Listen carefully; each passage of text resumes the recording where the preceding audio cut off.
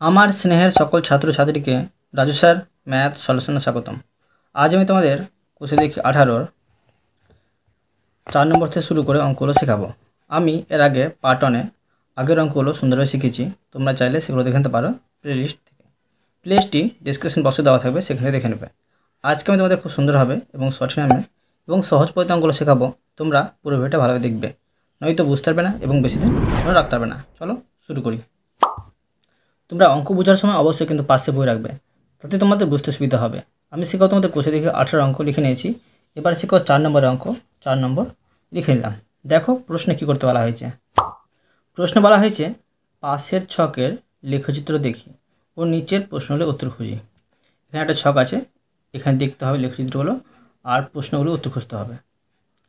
ধরি এক্স অক্ষ বরাবর ক্ষুদ্রতম বর্গক্ষেত্রের দুটি বাহুর দৈর্ঘ্য সমান একটি পেয়ারা ও ওয়াই অক্ষ বরাবর ক্ষুদ্রতম বর্গক্ষেত্রের একটি বাহুর দৈর্ঘ্য এক টাকা। ঠিক আছে, দেখো এটা হচ্ছে এক্স অক্ষ, এটা হচ্ছে ওয়াই অক্ষ।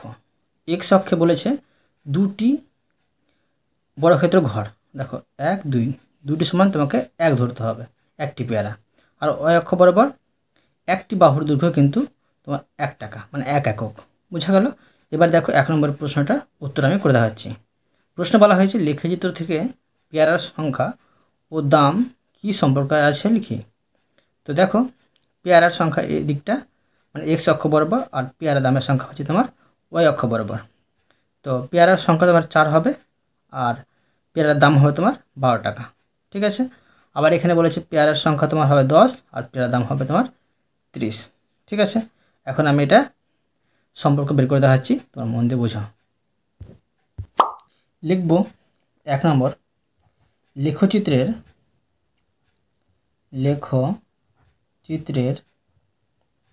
দুটি স্থানাঙ্ক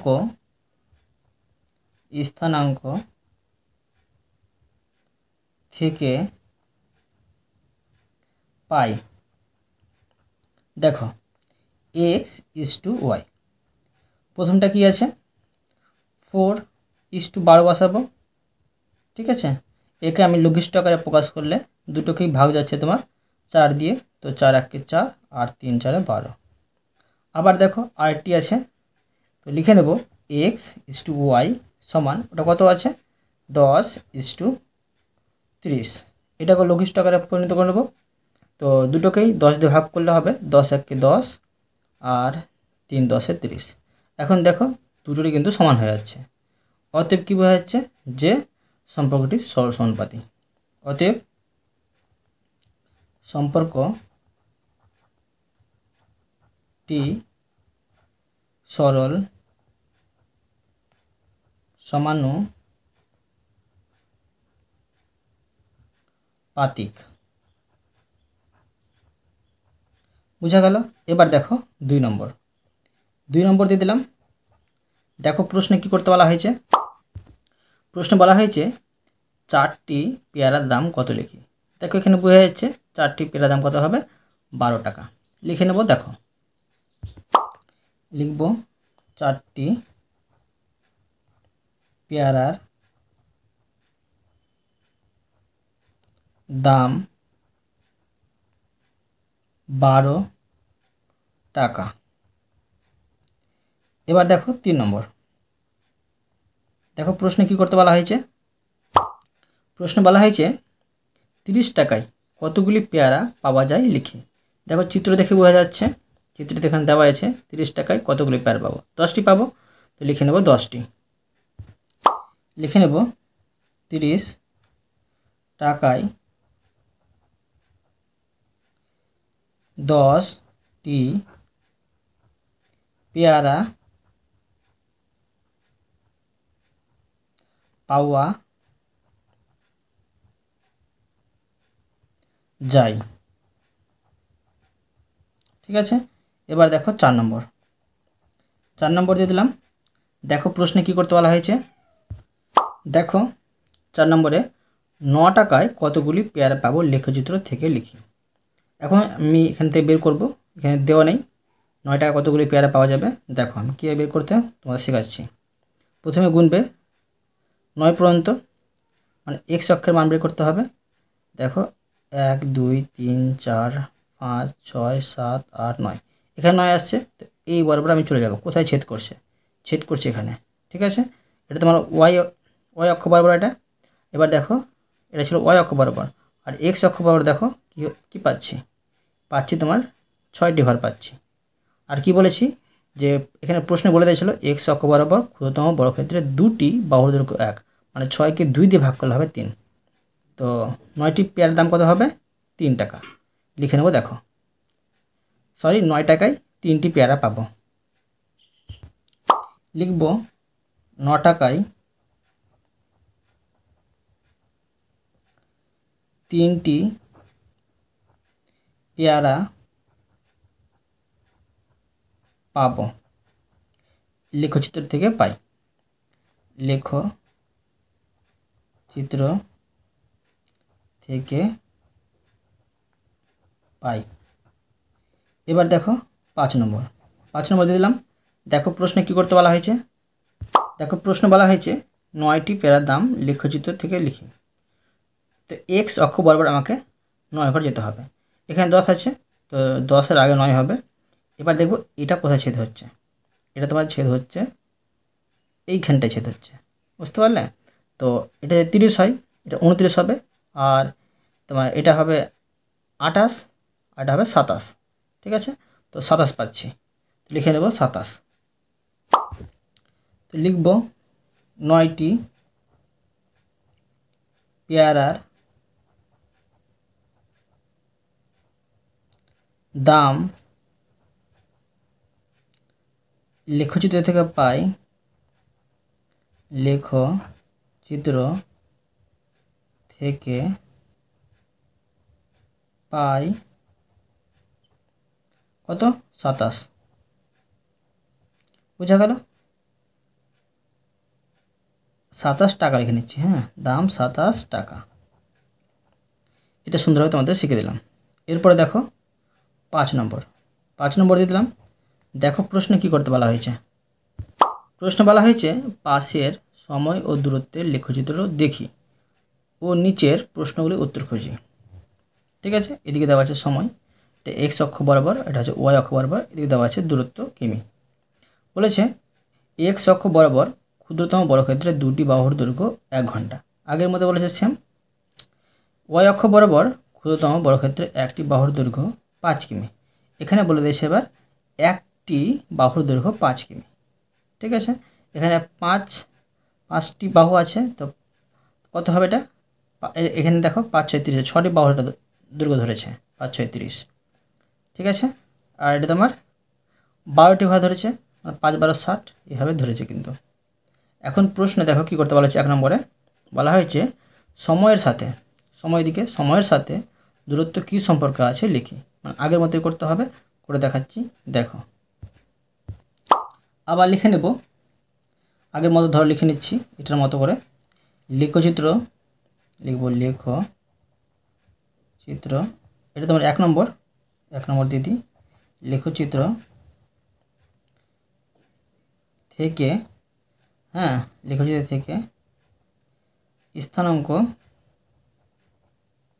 স্থানাঙ্ক দেখে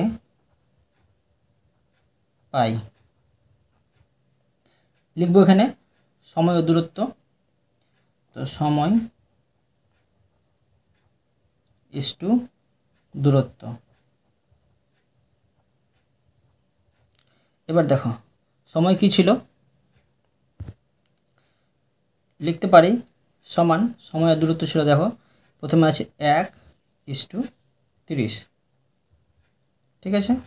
এবার দেখো আরও আছে, সময় দূরত্ব লিখে নেব, সময় ইসটু দূরত্ব। আরও আছে, কি আছে এটা, 2:60। এটাকে আমি লঘিষ্ঠ আকারে প্রকাশ করবো, এটা যেহেতু না করলাম না, এটা হবে 1:30, মানে দুটোই কিন্তু 2 দিয়ে ভাগ গেছে। আবার দেখো আরও লিখবো, আরও আছে সময় ইসটু দূরত্ব সমান, এটা কি আছে, এটা তোমার আছে 3:90। এটাকে আমি লঘিষ্ঠ আকারে প্রকাশ করব। 3 দিয়ে যাবে, 3 একে 3 আর 3 3 হয় 90।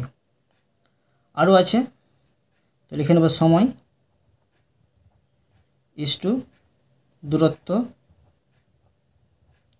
সমান, এটা আছে তোমার 4:120। লঘিষ্ঠ আকারে প্রকাশ করব, দুটোকে দেখো 4 দিয়ে যাবে, 4 একে 4 আর 3 4 12 মানে 30 পাচ্ছি। এখন দেখো সবটা কিন্তু সমান পাচ্ছি, অতএব কী বোঝাচ্ছে এটা সরল সমানুপাতি।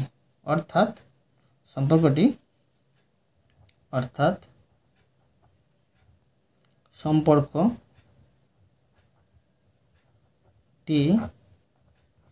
সরল সমানুপাতি।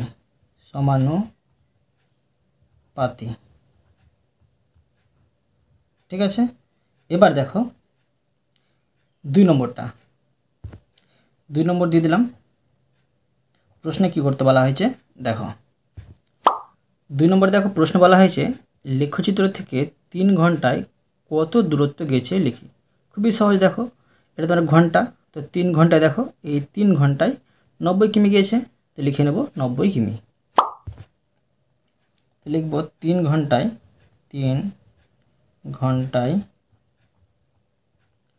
90 কিমি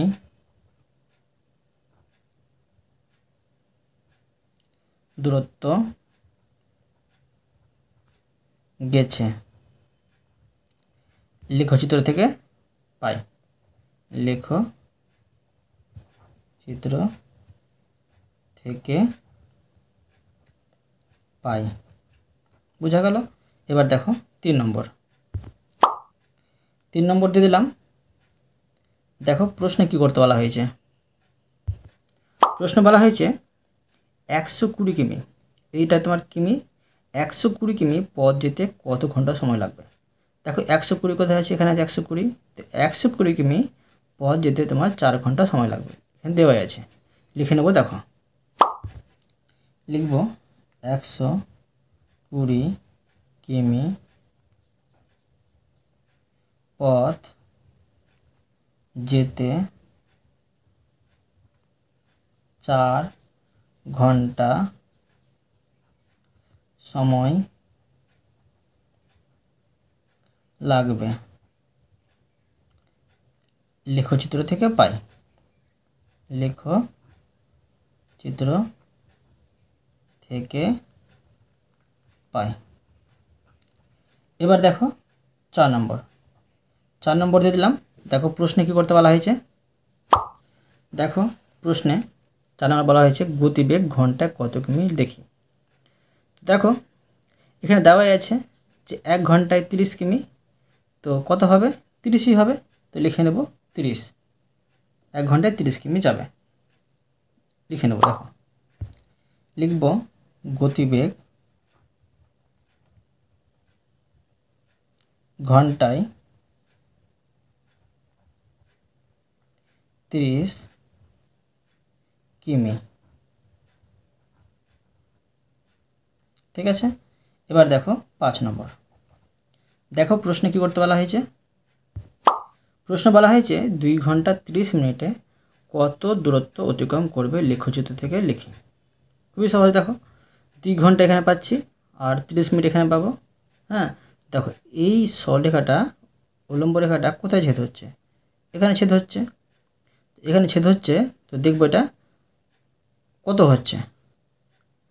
আর এখানে বলে দিয়েছে যে ওয়াই অক্ষ বরাবর একটি ঘর সমান তোমার 5 কিমি, তো এখানে 60 পাচ্ছি। হ্যাঁ 60, আর দেখো কয়টি ঘর পাচ্ছি, 1 2 3, মানে 3 পাচ্ছে 15, আর 15 পাচ্ছি 60 মানে 75 পাচ্ছি। তো লিখে নেব এখানে আমি 75। লিখব 2 ঘন্টা 30 মিনিটে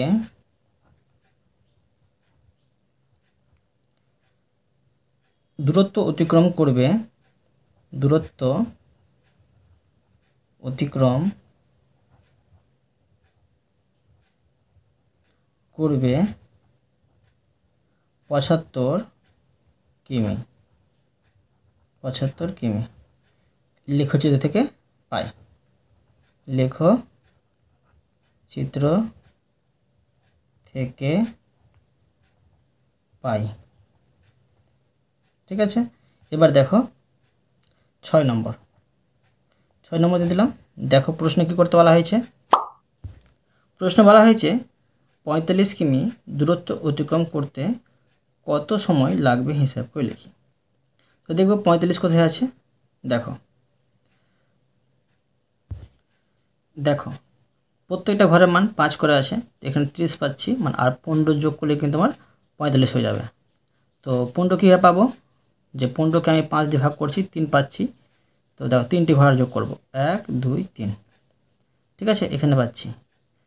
এটা দেখো কোথায় ছেদ হচ্ছে, এখানে ছেদ হচ্ছে। তো এটা আবার দেখো কোথায় ছেদ হচ্ছে, দেখো এক্স অক্ষ বরাবর এখানে ছেদ হচ্ছে, মানে 1 ঘন্টা 30 মিনিট পাচ্ছি। বোঝা গেল। দেখো আমি লিখে নেব। লিখব 45 কিমি দূরত্ব অতিক্রম করতে সময় লাগবে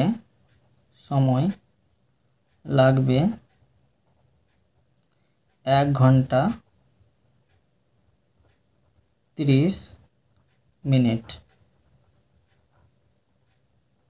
লেখচিত্র থেকে পাই। লেখচিত্র থেকে পাই। ঠিক আছে, এটা হলো সুন্দর হবে। এরপরে দেখো 6 নম্বর। 6 নম্বর দিয়ে দিলাম। দেখো প্রশ্নে কী করতে বলা হয়েছে।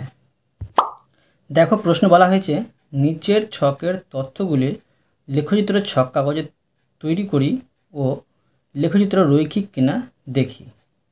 তো এটা আমি সুন্দরভাবে তোমাদের ছক কাগজে করে দেখাচ্ছি, তোমরা মন দিয়ে বোঝো। দেখো ছক কাগজে নিয়ে নিয়েছি আমি। এখন আমি এখানে 6 নম্বর দিয়ে দেবো। তো এখানে আমি কী করব, যে পেন্সিলের সংখ্যা আর পেন্সিলের দামটা কিন্তু লিখে নেব। তো ধরো এখানে হচ্ছে পেন্সিলের সংখ্যা 3 আর পেন্সিলের দাম হচ্ছে 6। পেন্সিলের সংখ্যা, পেন্সিলের দাম, পেন্সিলের সংখ্যা আর পেন্সিলের দাম, পেন্সিলের সংখ্যা আর পেন্সিলের দাম। ঠিক আছে, এখন যদি আমি দেখো 3 5 7 8 এগুলো কাছাকাছি হয়ে যাবে, চিত্রটা দেখতে খারাপ লাগবে। সেই জন্য কী করবো, আমি এক্স অক্ষ বরাবর দুটি বাহুর দৈর্ঘ্য কিন্তু 1 একক ধরবো।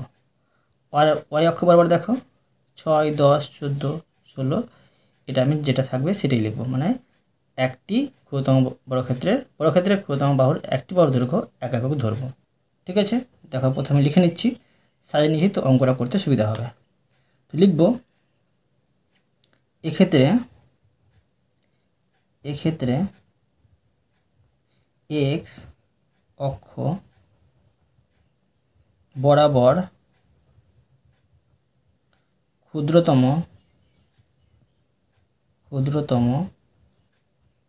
বর্গক্ষেত্রের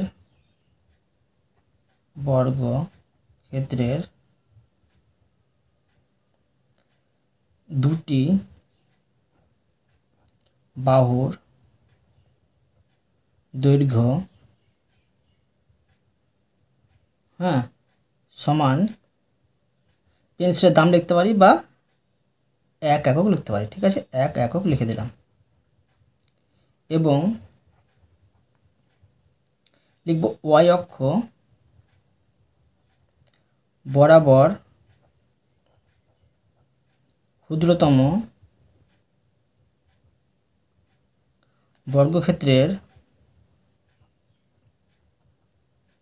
বর্গক্ষেত্রের একটি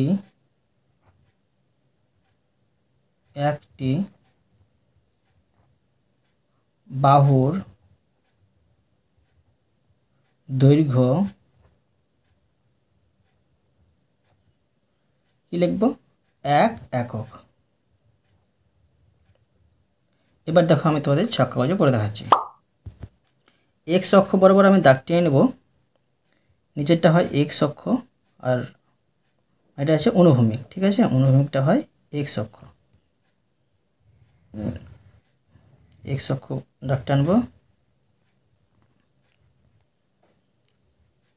এটা হচ্ছে তোমার এক্স, এটা হচ্ছে মাইনাস এক্স।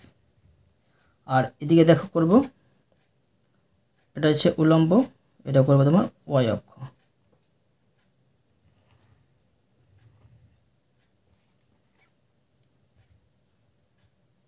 এটা তোমার হচ্ছে মাইনাস ওয়াই আর এটা তোমার ওয়াই প্লাস ওয়াই।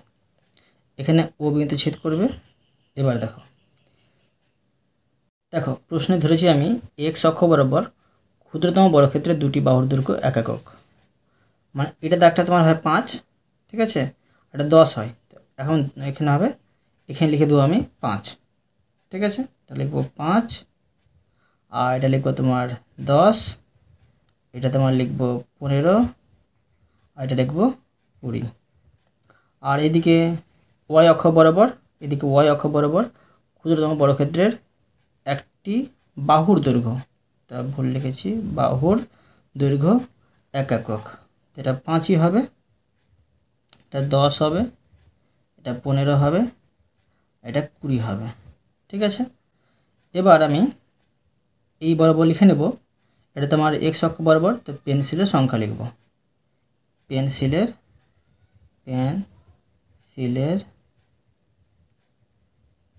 সংখ্যা, ঠিক আছে, পেন্সিলের সংখ্যা।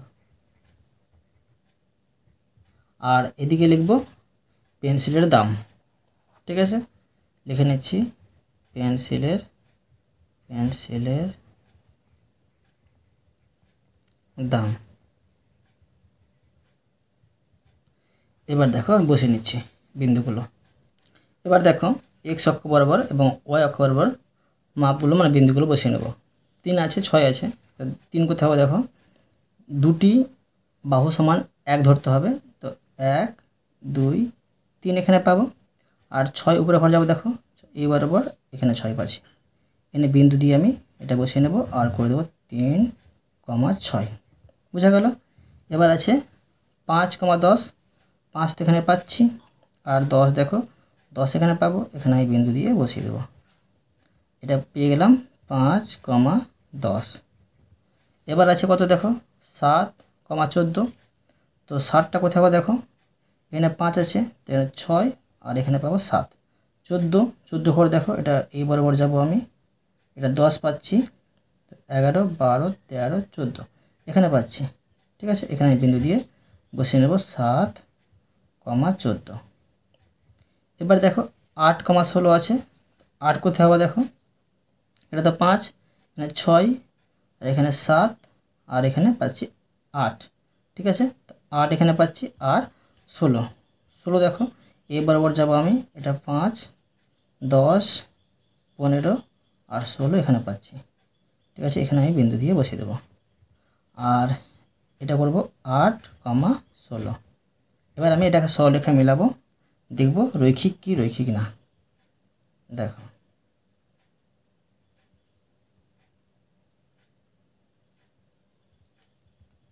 এটা আমি সুন্দরভাবে সরলরেখায় মিলিয়ে দিলাম, ঠিক আছে। এবার দেখো তো এখন কী হচ্ছে দেখো, এটি একটি কিন্তু সরলরেখা হয়ে যাচ্ছে, তো অতএব লিখে নেব এটা তোমার রৈখিক না, লিখে নেব প্রদত্ত, অতএব প্রদত্ত তথ্য থেকে বিন্দুগুলি বসিয়ে একটি সরল রেখা যোগ করে দেখা গেল সব বিন্দুগুলি